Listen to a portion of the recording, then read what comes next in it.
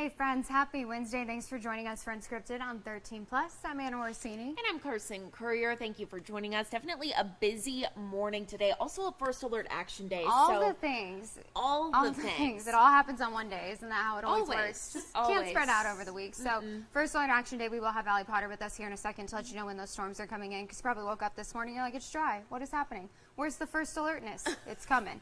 It is coming. We promise. One thing that we're keeping an eye on today, though, is jury deliberations underway right now in the Christopher Clemens case.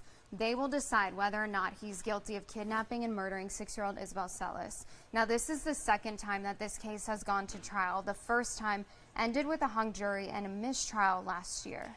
What the jury isn't supposed to know is that Clemens is already serving a life sentence for the disappearance and death of 13-year-old Maribel Gonzalez in 2014. Now, the prosecution said that the pieces of evidence all build a case for the one person is the kidnapper and killer, Christopher Clemens. His defense told the jury that some pieces of evidence are weak, specifically the cell phone tower data. So, of course, we are hoping to get a verdict here soon.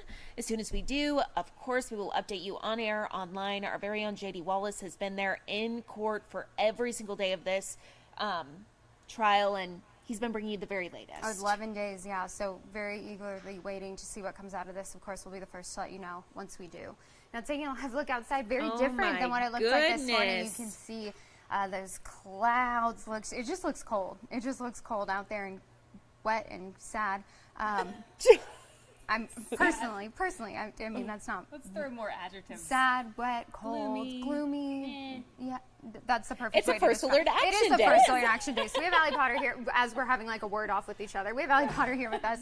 Those storms definitely making their way in finally, and I think a lot of people wondering how that's going to impact their afternoon into their evening. Right. So right now, like you mentioned, you wouldn't even know that there's really up there, yes. Yeah, but yeah, like you're there. Down the mountain, not exactly. It's a different story. And we're seeing a little bit of sunshine, but cooler temperatures. We saw those gusty winds yesterday. It's all part of the storm system we've been tracking. So yeah, first alert action day, but you wouldn't know it if you do step outside your door at the moment, though. But let's we can go on Mount Bigelow. Why not? There's a live look here. We're not seeing really much activity right now at all whatsoever, but Mount Bigelow looking pretty nice. In fact, though, these storms, as I mentioned, will start to make their way into town later on. Now, Allie, this morning when we were heading out to work, bright and I guess it was dark and early. It was actually a little bit warmer because of that cloud cover. Exactly. You know, I like to call it a little blanket, you know. The clouds overnight serve as a nice little blanket to keep us nice and comfy. So this is the shot I want to show you, ladies. So Tuamaque Hill. Oh, it's so different. That's right now? Yeah. It looks fake. Doesn't it? It's, really beautiful out there. The clouds, a few people actually are getting their hike on. And actually today, right now, is the moment that you do want to get your hike on, because we will start to see those storms later on, though, in the afternoon. And as for your hiking forecast, we will start to see those storms start to creep on in around that noon hour. Sticking with us, though, those cooler temperatures also part of this storm system. 65 degrees by that 2 o'clock hour, 4 o'clock, 61. By 6, 59 degrees. So again, get that hike in earlier today, because afternoon, then that's when that rain will start to make its way into town. Of course, you don't need me to tell you this, but we do have to remind you, if you do hear thunder, which that is part of the storm system, please go inside. We do not want you outside and risking anything happening to you. Taking a live look to the north, really nice. In fact, right now, overlooking the Catalinas, but on Bigelow, whole different story. We're seeing those clouds, and you could just keep it with the thesaurus going. When it looks gloomy, it looks kind of creepy, a little Halloween-y, and a little windy too up there. But yeah, we're expecting a little bit of snow in the higher elevations. That's more so above 8,500 feet. A live look right now, Baja's really where we're tracking those storms. That's where they're going to be coming from. Right now, parts of southern Arizona dry if you're in pretty much everywhere. A little spotty, though, on Mount Bigelow. And that's pretty much about it. So let's track those storms, okay? Because everyone wants to know, when is my day going to be impacted, and by what? Well, obviously the rain. That's what it's going to be. We're not expecting any type of soaker by any means. This is 11 o'clock, though, in the morning. Wilcox, Tombstone, parts of Bisbee, Sierra Vista, Sonoyta, Nogales, Tucson, though, remaining on the dry side. And when you see more of those, the yellow and the orange, that means that there's like some type of substance to go along with it. So seeing that significant amount of rain along with possible lightning and then a possible thunder too as well. The moisture, though, sticking with us. Parts of Safford, though, that's that sleet that you see. This is around 1 o'clock, though, this afternoon. And then the rain, I'm just going to let it just loop. There's 6 o'clock, so by the time you have dinner this evening, and then we'll clear out, though, around 9 o'clock or so. We are also calling it a First Alert Action Night because after that 6 o'clock hours when we're going to see those storms make its way into town or stick with us, in fact. How much rainfall could we get? Well, our GFS model has been really all over the place, to be completely honest with you. About 30 minutes or so, it was saying that it was 20/100ths of an inch. Now it's saying it's 9/100ths of an inch that we're expecting in Tucson. More than a ½ inch of rain for the Nogales area, though, but 28/100ths of an inch if you're in Wilcox. We will start to warm on up, though, but not until tomorrow. 71 degrees, 76, though, by Friday and Saturday. A little bit of a cool down with the storm system rolling through again. Not putting any type of rain, though, on our 7-day for Sunday, but we will see those cooler temperatures in the mix. Right now, it's sitting in the 50s, 56 for Tucson, Sierra Vista in the 50s, everyone really, except for Marana, now warming up to that 60-degree mark. Your 7-day forecast includes that First Alert Action Day for today, First Alert Action Night this evening, and then no rain for the rest of our 7-day, just staying with the 70s and 60s. Looks great. Not too bad. Yeah. Perfect. Thank you, Allie. You're welcome. Thank you so much. Of course. Well, one thing we've been tracking today, of course, as we talk about some of the warmer weather that we're expecting and the warm weather across the country, is some of these wildfires burning right now in Texas. Wildfires across the Panhandle, forcing evacuation orders and threatening small farming communities there. We've learned one of these fires in particular, the Smokehouse Creek fire, north of Amarillo, that's grown to more than 500,000 acres this morning. That fire still 0% contained. According to CNN, since the fire started, it has spread at an average rate of 150 football fields every minute. It's one of at least 5 wildfires burning in the Panhandle. That's according to the Texas A&M Forest Service. 2 of those fires are around 2,000 acres. Another fire is around 4,000 acres. You're taking a look at some video of someone trying to evacuate there, driving through those flames. You can just only imagine so Your Honor, how terrifying that is. You can see the fire. I don't think there on the is side an of the road arbitration there. agreement Definitely anywhere not in sight the you want to official see. rules. Now we know the that respondent's the argument is Grapevine to Creek try to fire is take the around official rules to 3,000 create acres. The extent of the ambiguity damage is still about being the assessed, but or according to confusion, CNN, as Your Honor a said, handful about what county claims are officials actually said subject homes to have burned arbitration. in almost But that is a every garden direction. variety arbitrability Now, those fires also led to question. the It shutdown and doesn't evacuation speak of a to the nuclear weapons threshold facility at gateway Pantex who that's out of decides abundance of question. caution. Now, we do know that it has since been reopened today, and they're Can I ask resuming you about the operations, but who Pantex decides is the question? primary Because nuclear weapons I think I'm assembly and following your disassembly argument, facility but in the I United guess States. I'm questioning Texas whether Governor you're Greg right Abbott did that declare the only way a there's disaster for confusion is 60 if you counties, conflate the and he's questions. So urging let me Texans to, quote, posit limit this activities that could hypothetical. create sparks and take Suppose precautions we to have keep their 2 loved ones contracts. safe. And when you look at some The of the first video of coming out of which Texas has today, this a kind of just delegation encompasses clause like that answers the who the extent of the decides damage there and how question, and the devastating answer it in is, the because a first lot of these contract communities up in the is the Panhandle are arbitrator farming, decides. ranching communities. We have a And second a lot of people have contract already reported that online that answers they've the lost their delegation livestock. question, Exactly. and the answer Texas in that farmers and ranchers are case facing the is destruction court of decides. their livelihoods from these fires. In that the Commissioner of situation, where you have Agriculture, these Sid 2 Miller, different saying, contracts quote, with these 2 fires not different only clear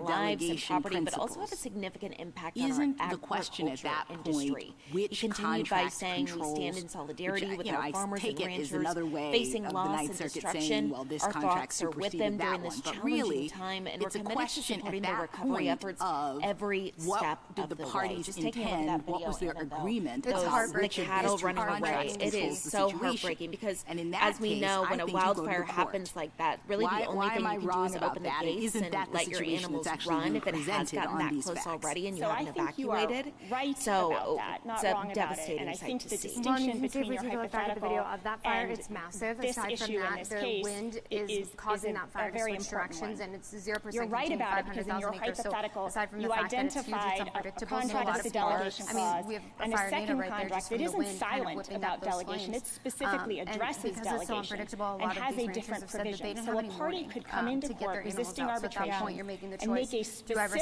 specific own life, my challenge family's to life, the or delegation do I clause open the in the gate and first hope that my contract animals will get out? that is directed so it's very at devastating what's happening right now whether down in that Texas. So particular please keep all those delegation people, clause has been in your thoughts and superseded prayers by the today, and we'll later continue following delegation this clause. for It's you. all at this who Absolutely. decides Turning now to level. the Midwest, The definitely problem a in different this case situation here. is that Severe and from the very dangerous storms beginning, brought tornadoes the and hail respondents have to agreed the this Chicago arbitration area agreement last night, remains in effect. knocking down This trees and delegation light clause poles as remains a in cold effect. front It would moved cover in. these So in claims. just But by hours, operation of temps the went law, from don't the we have mid-70s this to the basically teens the in same some thing here? places. Because the And while the second tornadoes contract are is not still completely need to be silent. confirmed The by the second National Weather contract Service, says there were forum 10 different selection, reports of go to, tornadoes you know, in Illinois disputes and go to the Indiana court, last and I night. thought that This by funnel operation cloud of law, being one when of you them, don't actually, speak to delegation somebody in a posted situation this like on that, Twitter, and you can it's- just see they're sitting the from a choice distance, but is hail, you can the see delegation the funnel is to the cloud, court. the wind, So that in the kind effect, of even though we don't have gray, those words in the second purpley contract, we skies. That's basically one thing. I achieved the grew up in the same thing. Midwest Am that I we're wrong told about that? if the sky I think turns you gray, are Okay. just or a little kind of bit that off scary about that. hazy And the color, nuance here, I think, you is the need exact to take nuance cover. that this court Yeah, identified, and really going all the way back obviously- to Prima Paint,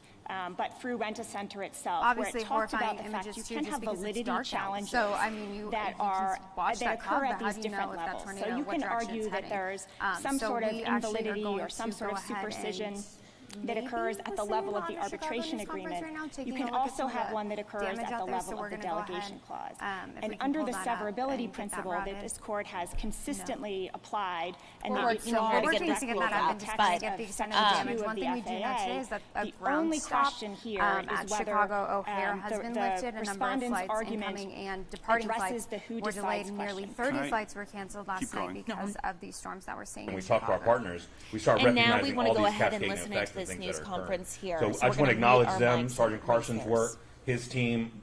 We too have a metal theft unit that we started in 2012, and the collaboration between both agencies is invaluable because criminals don't recognize jurisdictional boundaries. So they may be working a case, we may be working a case, and it may be the same individual. So that information sharing is invaluable.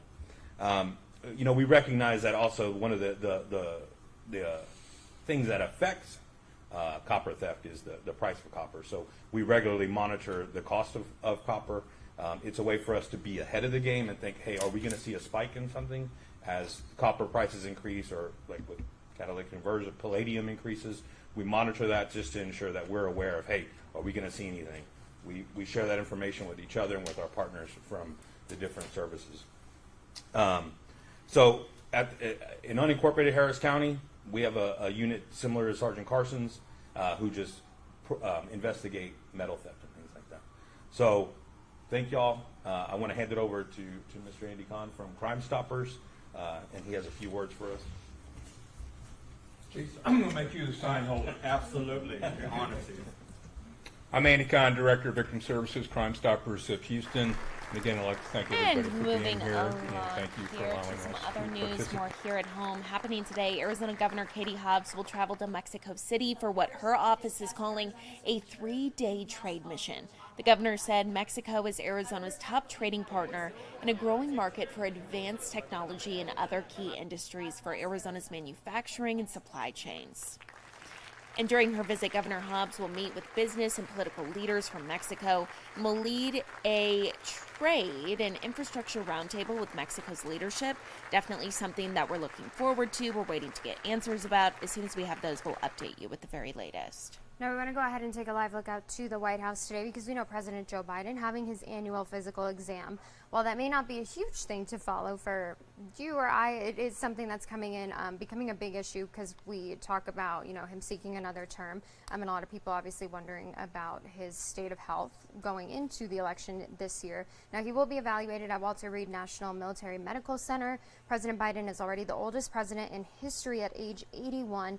He will be 86 at the end of a second term if he does win the election. Now, his last physical was a year ago, and that declared the president healthy, vigorous, and fit to perform his presidential duties. So something we're going to definitely let you know as soon as we get the latest out of that. Make and And remanding it is switching that a now court cannot to refuse to something that we're enforce a following delegation here. clause The Supreme based on the Court court's of the view United States. that You a can see later that slate there contract changes on the your scope screen. Now of what today the disputes Supreme are Court will hear arbitrable. arguments on Because, whether the as I federal had said government in had the response to authority your to earlier ban question, the bump force of a stocks. It's a delegation gun clause accessory that does allows not semi-automatic rise or rifles fall to on the fire more scope. These are quickly. huge This ban was imposed by the changes. Trump I'm sorry. administration after the Las Vegas These are mass shooting in huge 2017. changes. You Now, are a Texas gun shop creating owner a argues that the whole Trump administration set of didn't federal follow federal law when it rules reversed on course and banned what bump stocks. constitutes a The Biden administration is superseding defending the ban, agreement saying or not. regulations were right to revise previous findings and ban bump stocks we didn't under grant laws cert against on that. machine guns dating We back granted decades. cert on a Challengers very argue that the narrow government question. does not And have the the narrow authority to ban question bump stocks was, under the National Firearms where Act. parties enter That was a into law an enacted in arbitration 1934 agreement to with the regulate delegation machine guns. clause, So we'll let you know what should an comes out of this, arbitrator or a if we get court a decide whether ruling that from them on agreement that is today. narrowed And by we a brought later this to you contract this that morning is as silent? late breaking news on the Pope. We know Pope Francis was taken to a hospital in central Rome after the papal audience this morning. You're taking a look at video of him returning to the Vatican after that short visit to the hospital. Now, the Vatican said it was for a diagnostic testing, but they didn't give any further details. The 86-year-old Pope has been suffering from the flu, so we know he made regular appearances on Sunday and this morning before that short visit to the hospital, but he has canceled appointments in the near future. We're going to keep watching this for you. We will update you with any new details. And something that we've talked about, unfortunately, a lot in the past 24 hours, we know that a 13-year-old, thankfully, has been found safe in Deming, New Mexico, but a 13-year-old kid from Tucson disappeared yesterday. And so I think for a lot of parents, obviously, that's your worst nightmare. What happens if something happens to my kid? And Marana Police actually offering something to parents that can give them a little bit of a peace of mind and have kind of some updated information about your kids, just in case, hopefully, knock on wood, that doesn't ever happen to you, but in case the worst were to happen. Absolutely. It's kind of like an ID for your child. And the good news is that that information doesn't go anywhere. It's just kind of for the parent's sake. So our very own Jack Cooper has more details on how you can do this for your child if you're interested. Dun, dun, dun, dun. All right, let me know when we're ready. All right, 3, 2. Now, in the case your child goes missing, you will have this information sheet that can be really useful for police to actually help find them. You see, it has things like their picture on it. It also has their fingerprints, and then also your address and then general things like that. It's very similar to your license or your ID. This one just, of course, is for your kid. Now, for years, their old equipment wasn't even working. We're in police departments, which forced them to delay this entire program. But now they'll be able to fingerprint and ID 2 kids at a time with the new computers. Kids as young as 1 can do this, and there is no age limit, so this can really be used for just about anyone in your life. But I'm told kids should get this redone as often as 6 months. This is not something that we keep on our records. This is exclusively for the use of the parent. I think that's a very important fact. This isn't Big Brother watching over your shoulder or anything. This is for the parent to keep in their records. Now, it's important to keep in mind that the computer is not connected to the internet at all. So once this actually gets printed out and given to you, all of your kids' information is immediately deleted. They don't keep any of it. None of it goes back to the cloud or is held anywhere else. But for now, reporting in studio, I'm Jack Cooper, 13 News. Thank you, Jack. Now we're taking a look at our website. That is a story that our very own Andres Rendon did yesterday, and what a sweet story it is. A local couple is being recognized for their work fostering more than 200 kids. Oh my goodness. I know. Very, very sweet. So this is Wendy and John Frank. They started fostering kids back in 1984. After hours of training and multiple background checks, they opened their doors to 14. I can't even get it out because I'm like, it's so impressive. 14 kids just in their first year alone. Yeah, that is crazy. They admit that some children may have tested their patience, as you would only assume, and some were just not compatible in the Frank home, but they have always looked for every opportunity to help. Wendy and John plan on using their free time to visit their 9 adopted kids around the country, but they won't stop advocating for more foster homes in the state. Now, currently, there are over 14,000 foster kids in Arizona, but only 3,000 licensed foster homes in the state. That number has been slowly decreasing since the pandemic, so definitely not enough homes for all those kids, and, you know, they need a place to go. They need families to help them feel safe and to help them get through that stage of their life, and thankfully, people like Wendy and John Frank offered that, but they are now retired from fostering. So just a good opportunity to go onto our website and watch this story and kind of learn more about them and just the difference that they've made, how much it's impacted their own lives. And a huge thank you to them doing such a selfless thing for so many years. Thank you so much. And making such a difference in so many different lives. Absolutely. Again, our very own Andres Rendon, he reported on this yesterday. So go ahead, head to our website, KOLD.com, click on this story, and check it out. It's a great one for sure.